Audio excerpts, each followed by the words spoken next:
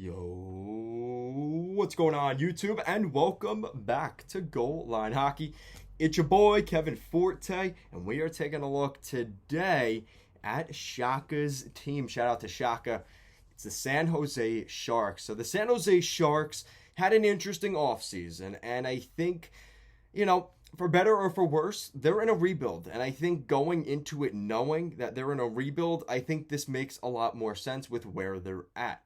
So the San Jose Sharks additions kind of show you they are in a rebuild, and we'll get to that. But first, I want to get into their goals for and goals against last season, and if they were able to improve on those things this summer. So goals for was 30th in the National Hockey League. So they struggled to score goals. That was their big issue last year. Yes, they had some injuries here and there, but for the most part, it just was not consistent. That's really what it came down to, and they weren't getting enough scoring depth. Goals against was 21st in the league. And again, some of that was because of just not stable goaltending and, lackluster defense at points. And now they've got a new head coach. And that's really the key thing that changed here. I'm really not happy with the Sharks, with the way they handled the whole Bob Boughner thing. Maybe I have an attachment to Bob Boughner. I think he's a good hockey coach. I'm excited to see what he does. I think he went to Detroit. He's somewhere on the East Coast, but I think he's going to get an opportunity somewhere. And, I don't like the way the Sharks waited till like the middle of the summer to decide they were going to do this. And I know it was because that they got the new general manager, Mike Grier, and stuff like that. And that's not his fault, but I'm just not a fan of how they handled things. They do bring in David Quinn, though, who I think is a very good head coach. I said that about the Rangers. He's a player's coach, right? And I think when you've got a team that's rebuilding, is going to go through a lot of heartache and pain, I think he's the perfect guy there. And I hate to say that.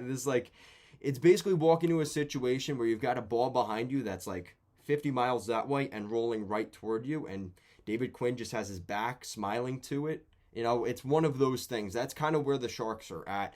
You look at some of their additions this year. Luke Kunin came in. Steven Lorentz up front.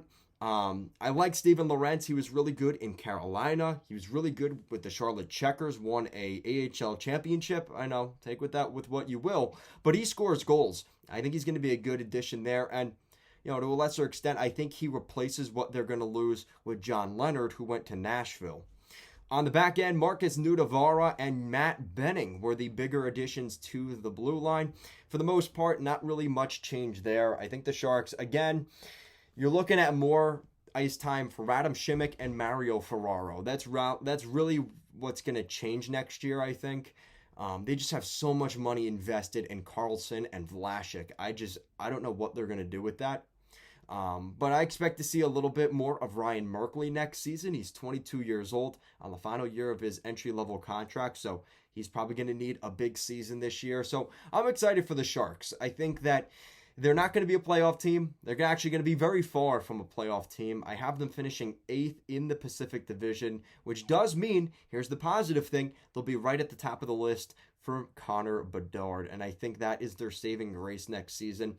And the problem is, it's not that they need a center. They've got Logan Couture. They've got Tomas Hertl. They've got Luke Kunin, Nick Bonino, Nico Sturm, Scott Reedy. They've got a bunch of guys there, but none of them are Connor Bedard. And I think that's as good as Couture and Hertl have been.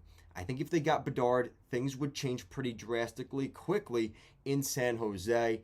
But with that said, I just don't know if the Sharks are just, their defense is a little sus. I really like Šimić and Ferraro.